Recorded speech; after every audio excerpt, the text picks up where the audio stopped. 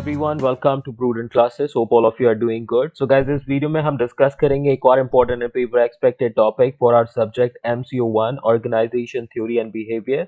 And आज जो हम कॉन्सेप्ट डिस्कस करेंगे इस पर्टिकुलर वीडियो में वो बेसिकली रिलेटेड होगा with the concept of organisational culture. जानेंगे कि ऑर्गेनाइजेशनल कल्चर क्या होता है और कुछ एग्जाम्पल्स डिस्कस करेंगे। तो इस वीडियो में I have included 3 examples of the prominent companies और जानेंगे कि किस तरीके का ऑर्गेनाइजेशनल कल्चर वो फॉलो कर रहे हैं। साथ ही साथ में हमारा जो कॉन्सेप्ट है, the basic concept which we need to understand, उसको भी हम डिटेल में डिस्कस करेंगे। यूनिट 17 का पार्ट 1 है, यूनिट 17 जिसका नाम है organisational culture and climate. Video end तक देखिएगा ताकि सभी पॉइंट्स आपको अच्छे से समझ में आए। आगे बढ़ने से पहले मिशन याद रखिएगा विच इज 70% और more in our upcoming exam, so we have to work for that. And question आपके एग्जाम में इस तरीके से पूछा जा सकता है, एक्सप्लेन द मीनिंग और the concept of organisational culture, explain with examples. तो आपसे एग्जाम्पल पूछे भी जा सकते हैं या नहीं भी पूछे जा सकते, बट आपको जो कॉन्सेप्ट है ऑर्गेनाइजेशनल कल्चर का वो अच्छे से पता होना चाहिए। और अगर यही क्वेश्चन आपका 20 मार्क्स में आ जाता है तो आप एग्जाम्पल्स भी इंक्लूड कीजिएगा जिससे कि आपके आंसर की लेंथ इंक्रीज हो सके। ठीक है, तो पॉइंट्स बहुत ही सिंपल तरीके से मैंने एक्सप्लेन करे हैं। वीडियो अच्छी लगे तो अपने दोस्तों के साथ भी शेयर कर दीजिएगा ताकि वो भी अपने एग्जाम की प्रिपरेशन कर सके। चैनल सब्सक्राइब कर लीजिए जिससे कि जो अपकमिंग वीडियोस हैं उनकी नोटिफिकेशन आपको मिल सके। तो चलिए सबसे पहले स्टार्ट करते हैं। हमारा जो ऑर्गेनाइजेशनल कल्चर है उसका कॉन्सेप्ट है क्या, क्या होता है organisation culture, let's talk about. तो अगर हम सबसे पहली बात करें ऑर्गेनाइजेशनल कल्चर की, तो ये बेसिकली 2 वर्ड्स का कॉम्बिनेशन है। सबसे पहला वर्ड है ऑर्गेनाइजेशन और दूसरा है कल्चर। ओके, तो जैसा हमारा कॉन्सेप्ट है या टर्म है organisational culture, this is made up of 2 words. First one is the organisation, second word is the culture. ठीक है, ऑर्गेनाइजेशनल कल्चर 2 वर्ड से बनकर बना है। पहला है ऑर्गेनाइजेशन, दूसरा कल्चर। अब ऑर्गेनाइजेशन क्या होती है, इफ आई टॉक अबाउट, तो it is an entity consisting of one or more persons with some specific goals। तो कुछ आपके गोल्स होते हैं, मिशंस होते हैं जिनको अचीव करने के लिए क्या है, बहुत सारे लोग मिलकर आपस में काम करते हैं। ठीक है, और एक एंटिटी क्रिएट करते हैं जिसमें आपका एक साथ वर्क करके वो अपने डिजायर्ड गोल्स को अचीव करना चाहते हैं। तो ऐसी एंटिटी कहलाती है ऑर्गेनाइजेशन। ठीक है, so what is organisation? It is an entity consisting of one or more persons with some specific goals। ठीक है, जिनका कुछ एक स्पेसिफिक गोल है, चाहे वो प्रोडक्ट बनाना हो, उसको बेचना हो, कोई सर्विस प्रोवाइड करनी हो, जिसका एंड पर्पस क्या हो, प्रॉफिट अर्न करना। तो बेसिकली ये हमारा होता है ऑर्गेनाइजेशन का कॉन्सेप्ट। अब बात करेंगे कल्चर क्या होता है, what is culture, this is also important. एक सोसाइटी की बात करें या जिस ग्रुप में आप रहते हो, वहां पर कल्चर एक बहुत ही क्रूशियल रोल प्ले करता है जिसको हम हिंदी में बोलते हैं संस्कृति। तो कल्चर क्या है? It is a complex mixture of assumptions, behaviors, stories, myths, metaphors and other ideas that defines the reason to be a part of a particular society। तो हम सभी किसी ना किसी सोसाइटी का पार्ट होते हैं। अब उस सोसाइटी में हम क्यों उसका पार्ट है, उसको जानने के लिए जो भी हमारी assumptions होती हैं, बिहेवियर्स जो हमें सिखाए जाते हैं, स्टोरीज हमें बताई जाती है, मिथ्स होती हैं, मेटाफोर्स होते हैं, जो भी अदर आइडियाज हैं जिसके थ्रू हम जान पाते हैं कि हम क्यों उस पर्टिकुलर सोसाइटी का पार्ट हैं, ऐसे सभी चीजों का कॉम्बिनेशन या मिक्सचर हमारा क्या कहलाता है, कल्चर। ठीक है, आपने देखे होंगे बहुत सारे रिलीजन्स हैं हमारे कंट्री में फॉलो किए जाते। There are some people who say I am Hindu and there are some people who say I am Muslim, there are some people who say I am a Christian. तो किस basis पर आप ये बोलते हो कि आप एक क्रिश्चियन हो, आप एक मुस्लिम हो, आप एक हिंदू हो? क्या क्या रीजन है? जब बॉर्न होते हो आप तो सेम आपका पैटर्न फॉलो होता है, सेम तरीके से आप बॉर्न होते हो, कैसे पता चलता है कि आप मुस्लिम हो, हिंदू हो, राइट? तो यहाँ पर क्या है, ये कल्चर के थ्रू ही हमें पता चलता है। तो कल्चर क्या है हमारा? कॉम्प्लेक्स मिक्सचर अजम्पशंस का, बिहेवियर्स का, स्टोरीज का, मिथ्स का। मिथ्स यानी कि जो पौराणिक कथाएं जो हमें बताई गई हैं हमारे बारे में, हमारे क्रिएशन के बारे में।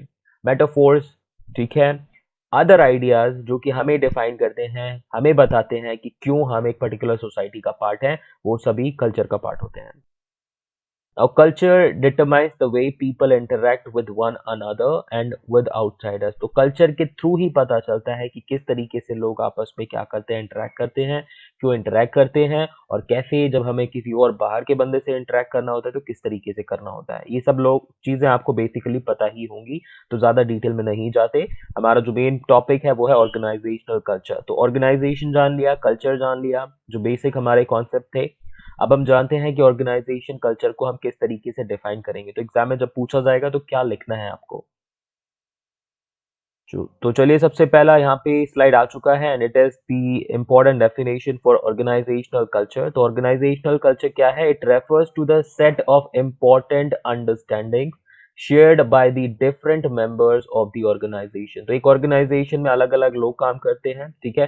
तो there are different members who work in an organisation and उनके थ्रू जो सेट ऑफ इम्पोर्टेंट अंडरस्टैंडिंग है, सेट ऑफ अंडरस्टैंडिंग शेयर की जाती है ऑर्गेनाइजेशन में, वो कहलाती है ऑर्गेनाइजेशन कल्चर।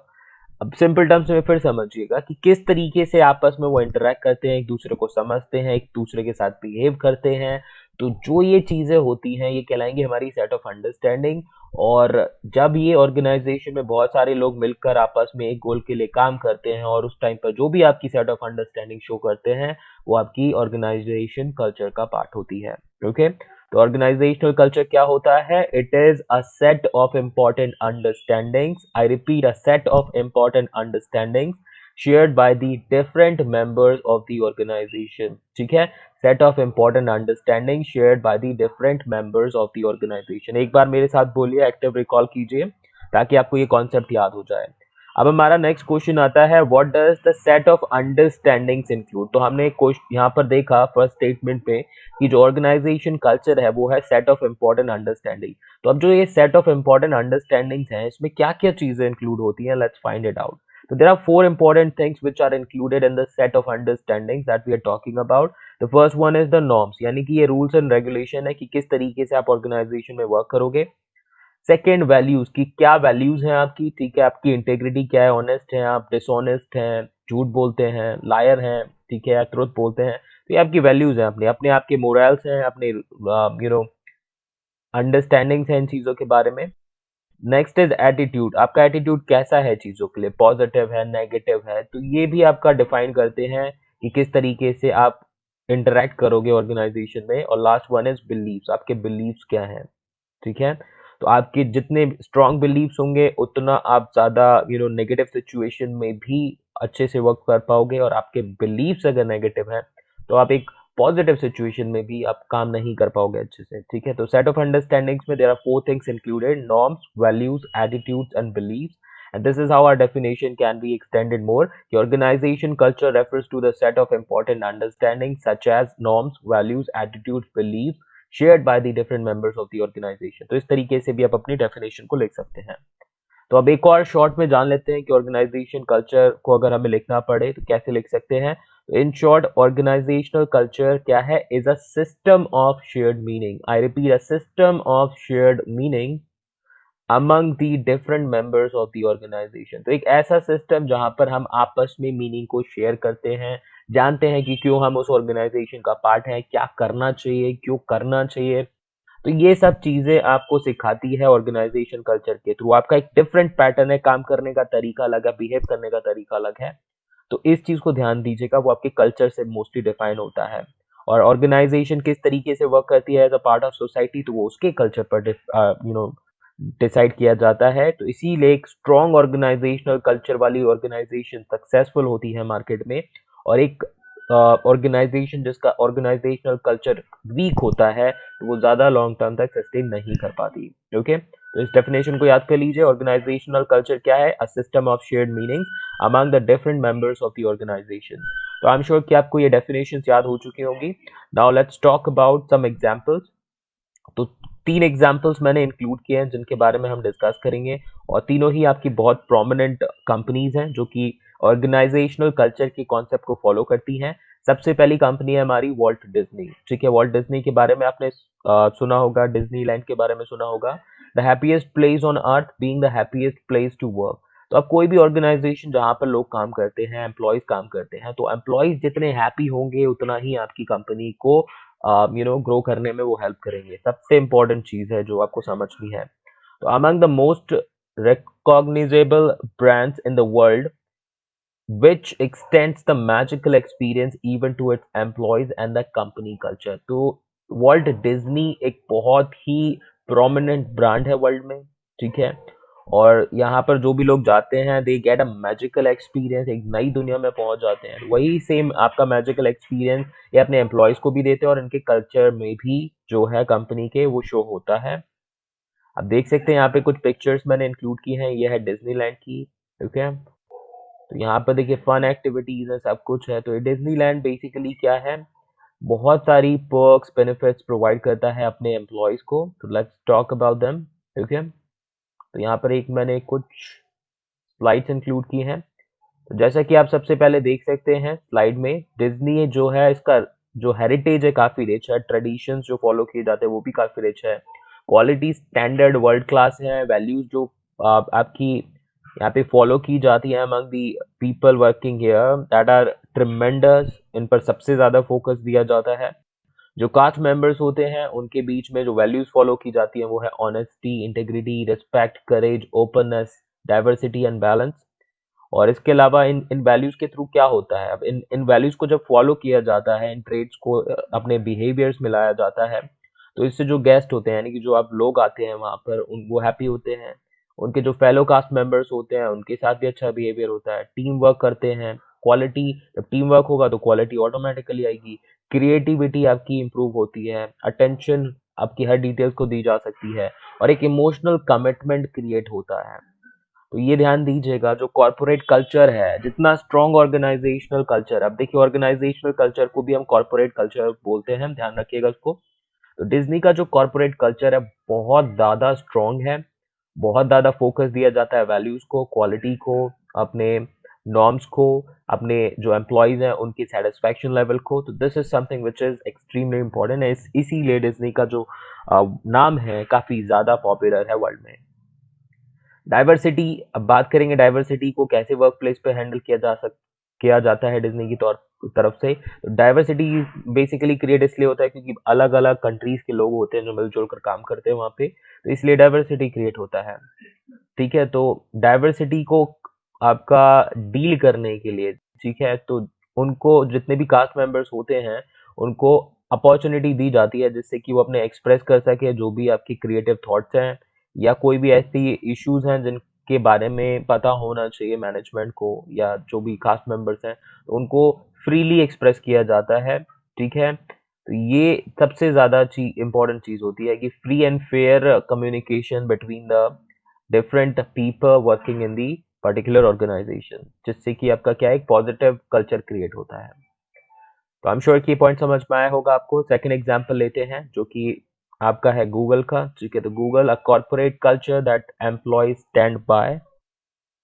तो Google is renowned as an amazing employer and offers many perks and benefit to its employees and build a friendly and competitive culture। तो Google की बात करें, सबसे बेस्ट एम्प्लॉयर्स में काउंट किया जाता है Google को, ठीक है, क्योंकि अपने जो एम्प्लॉयज हैं उनको बहुत अच्छे पर्क्स देती है, बेनिफिट्स देती है और एक फ्रेंडली और कॉम्पिटिटिव कल्चर क्रिएट करती है। अब जैसे पर्क्स एंड बेनिफिट्स की बात करें तो पर्क्स में क्या आता है, फ्री फूड हो गया, एम्प्लॉयज को ट्रिप्स प्रोवाइड करना, पार्टीज अरेंज कराना, बोनसेस प्रोवाइड करना, प्रेजेंटेशन जो है ओपन प्रेजेंटेशन का ऑप्शन देना हाई लेवल एग्जीक्यूटिव्स को, एम्प्लॉय रिकग्निशन प्रोग्राम्स फॉलो करना, जिम्स प्रोवाइड करना, पेट फ्रेंडली एनवायरनमेंट जो होगा आपका वो क्रिएट करना, वर्ल्ड क्लास फैसिलिटीज प्रोवाइड करना अपने एम्प्लॉयज को। तो ये सारी चीजें जो है गूगल की तरफ से प्रोवाइड की जाती हैं, इसीलिए एक positive culture, strong culture create होता है। इसके अलावा देख लीजिए कुछ मैंने यहाँ पर आपका पॉइंट्स मेंशन है जो कि आपको हेल्प करेंगे। अब गूगल बाइक्स प्रोवाइड की हैं पूरे गूगल के कॉम्प्लेक्स में, ठीक है, जिससे कि गूगल के जो एम्प्लॉयज हैं एक जगह से दूसरी जगह जा सके, ठीक है। गूगल के एम्प्लॉयज को ये सिखाया जाता है कि यू कैन डू एनीथिंग, आप एक्सेलेंट हो सकते हो, आपको बस दिमाग यूज करना है, जो भी है आपकी प्रॉब्लम्स आती हैं उनको फॉलो, आप अगर उनके पैटर्न को फॉलो करेंगे तो आपकी जो प्रॉब्लम्स है उनको सॉल्व किया जा सकता है। फ्लैट मैनेजमेंट स्ट्रक्चर है, बहुत बड़ी बड़ी हायरार्कीज नहीं है, ज़्यादा आपका कोई भी आपकी प्रॉब्लम है आप डायरेक्टली रिपोर्ट कर सकते हो। ऑफिस की जो थीम है वो फन थीम है बेसिकली, जिससे कि जो लाइव एनवायरनमेंट है वो बना रहे। टीम स्पिरिट को सबसे ज़्यादा प्रायोरिटी दी जाती है, ठीक है। एम्प्लॉयज़ की सजेशंस जब भी होते हैं उन पर वर्क किया जाता है। डॉक्टर ऑन कैंपस प्रोवाइडेड हैं, ठीक है। और यहाँ पर बहुत सारी ऐसी एक्टिविटीज़ है जिससे कि एम्प्लॉयज़ अपने खुद को ग्रो कर सके। तो इस तरह की चीज़ें फॉलो की जाती हैं उन कंपनीज में जहाँ पर एक पॉजिटिव कल्चर होता है, एक पॉजिटिव ऑर्गेनाइजेशनल कल्चर जिसको हम बोलेंगे। Okay, now the third example that will be taking, it is taken from Netflix. Netflix आपने सुना होगा, बहुत ही पॉपुलर एक ऐप है जिस पर हम क्या देखते हैं, वीडियोस वगैरह, अपनी सीरीज वगैरह जो होती हैं। तो Netflix, where trust is the keyword of culture, it is one of the companies which trust their employees to put in their best effort and work at work. तो नेटफ्लिक्स की सबसे खास बात अगर हम बात करें जिसकी वजह से हम इसके बारे में डिस्कस कर रहे हैं, वो इसलिए क्योंकि यहाँ पर एक ऐसा कल्चर बिल्ड किया जाता है जिसमें एम्प्लॉयज जो होते हैं उन पर ट्रस्ट किया जाता है। बहुत सी कंपनीज अपने एम्प्लॉयज पर ट्रस्ट नहीं करती। They think that they are not working, the employees are not putting their 100% effort for the growth of the company, जिसकी वजह से एम्प्लॉयज भी नेगेटिव हो जाते हैं। लेकिन नेटफ्लिक्स के साथ ऐसा नहीं है। नेटफ्लिक्स ट्रस्ट देयर एम्प्लॉयज, जिसकी वजह से जो उसके एम्प्लॉयज हैं वो भी अपना 100% एफर्ट डालते हैं वर्क पे, ठीक है। तो यहाँ पर अगर बात करें, Netflix does not measure employees efforts by the number of hours they work but rather on the end product they deliver. In turn employees love this sense of trust and flexibility. तो जो employees हैं उनको bound नहीं किया जाता कि आप ज्यादा घंटे दो। ज्यादा घंटे का मतलब ज्यादा प्रोडक्टिविटी नहीं होता, दे अंडरस्टैंड इट। इसीलिए एम्प्लॉयज को इंडिपेंडेंस दी जाती है, उन पर ट्रस्ट किया जाता है, फ्लेक्सिबिलिटी दी जाती है और उनको बोला जाता है कि आपका जो एंड प्रोडक्ट है, जो टारगेट है, आप उसको मीट करो। फिर चाहे वो आप 1 घंटे में खत्म करो, 2 घंटे में खत्म करो या 20 घंटे में खत्म करो, दैट इज योर रिस्पॉन्सिबिलिटी। आप अपने एंड से अपना 100% दो। Your effort will not be counted on the basis of the hours that you are putting in, ठीक है। बहुत से कंपनीज में ऐसा होता है, जैसे जापान वगैरह में, जितना ज्यादा घंटे काम करो उतना ज्यादा आपको समझा जाता है कि you are performing good, but ऐसा नेटफ्लिक्स फॉलो नहीं करता। यहाँ पर नेटफ्लिक्स से अगर हम बात करें तो 6 lessons that can be taken from the culture that Netflix follows. पहला है real virtues. A companies value must not only sound good but be true. तो सबसे पहली जो भी आपकी वर्च्यूज हैं, जो भी आपकी पॉलिसीज हैं, जो भी आपके नॉर्म्स हैं, उनको आप सिर्फ डिफाइन मत करो, उनको फॉलो भी कराओ। That is very important. High performance, work with the best and get rid of the rest. तो हाई परफॉर्मेंस, आपको अच्छी परफॉर्मेंस चाहिए तो आपको अच्छे एम्प्लॉयज हायर करने हैं और उन पर आपको फोकस करना है, उनको मोटिवेटेड रखना है, जिससे ऑटोमेटिकली आपकी परफॉर्मेंस हाई होगी। अच्छे के साथ काम करोगे तो अच्छी परफॉर्मेंस आएगी। Pay the best salary, pay high salaries to the best employees to retain them. हमेशा जितना आप अच्छा पे करोगे उतना ही आपके एम्प्लॉयज मोटिवेटेड रहेंगे, उनको सोचना नहीं पड़ेगा। It is dictum, if you pay peanuts you will get monkeys basically. तो जितना आप ज्यादा पे करेंगे तो उतने ही अच्छे एम्प्लॉयज को रिटेन भी कर पाएंगे। Freedom with responsibilities, look for employees who know how to handle themselves honestly. तो यहाँ पर आपका फ्रीडम मिलता है, आप काम अपने स्टाइल से करो, बट रिस्पॉन्सिबिलिटी भी रहती है कि हम काम आपको खत्म करना है। Culture instead of control, living the organizational culture instead of success and instead of imposing it। तो कोई भी चीज आपका थोपना नहीं है, जो भी है आपका कल्चर वगैरह है उसको फॉलो करो। जो चीज है actually that is a part of the organisation. Promotion and development, simpler and unsophisticated career line policies. Grow करने के लिए simple rules and simple regulations हैं। परफॉर्मेंस दीजिए, ग्रोथ दीजिए, दैट्स इट, खत्म, ठीक है। तो ये थे हमारे कुछ एग्जांपल्स ऑर्गेनाइजेशनल कल्चर के। और ऑर्गेनाइजेशनल कल्चर एक बहुत ही इंपॉर्टेंट कॉन्सेप्ट है किसी भी ऑर्गेनाइजेशन में, और वही डिफाइन करता है उसकी सक्सेस और ग्रोथ के रेट को, ठीक है। तो आई एम श्योर कि जो पॉइंट्स आपको समझ में आ चुके होंगे। वीडियो अच्छी लगी हो तो लाइक कीजिएगा ज्यादा से ज्यादा और शेयर कर दीजिएगा अपने दोस्तों के साथ में, ताकि उनको भी हेल्प हो सके। तो मिलते हैं नेक्स्ट वीडियो में। Thank you so much and perform best in your exams. Bye.